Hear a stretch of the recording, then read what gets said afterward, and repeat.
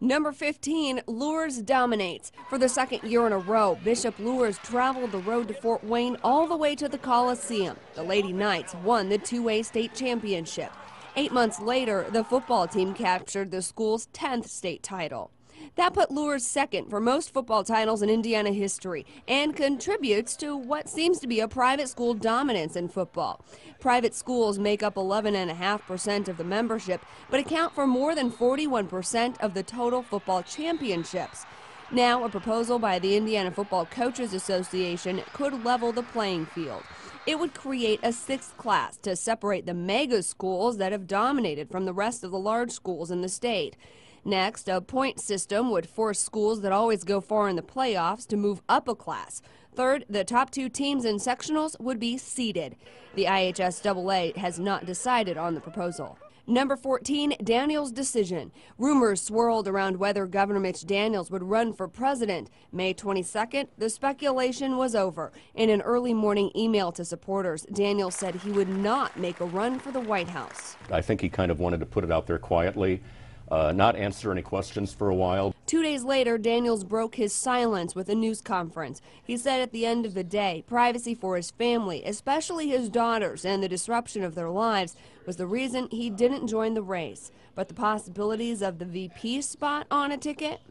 So far-fetched, and there's just, next to zilch chance that the question would ever even be presented. Number 13, Occupy Fort Wayne. After months in the national spotlight, the Occupy movement moves into the Summit City in October. The first thing we have to do is get the money out of government. About 300 people came to the first protest of corporate greed, but far fewer toughed it out in tents. Less than a month after setting up in a Headwaters Park pavilion, another group forced them to move by renting the space. They always knew that there would be an opportunity for someone else to come in and possibly rent the venue, and in that case they would be asked to leave. Now the group occupies Fryman Square, but by November the group seemed to be getting smaller. Protesters expect about 10 people will stay overnight through the winter. They still have no plans of leaving. Number 12, delays drag on. Another year passed, another year with no Harrison in downtown Fort Wayne. The retail apartment complex is the third and final part of the Harrison Square project that was supposed to be done in July 2009. The year started with promising news in January when 3 businesses signed leases. Then ground was supposed to break in May. That came and went, with developers citing the complexity of the project for why they needed more time.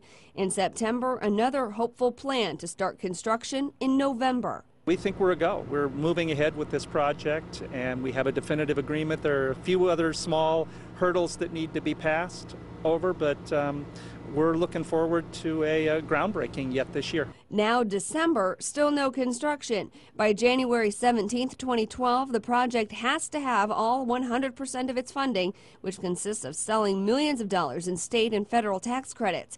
Construction will start as soon as developers have all the money needed. Number 11, mayoral mudslinging. The race for Fort Wayne mayor was a close one, and ads for the 2 frontrunners, incumbent Tom Henry and Republican Paula Hughes, got pretty heated. It's neck and neck. If it were a runaway, I think you'd see a little bit better behavior from both of them.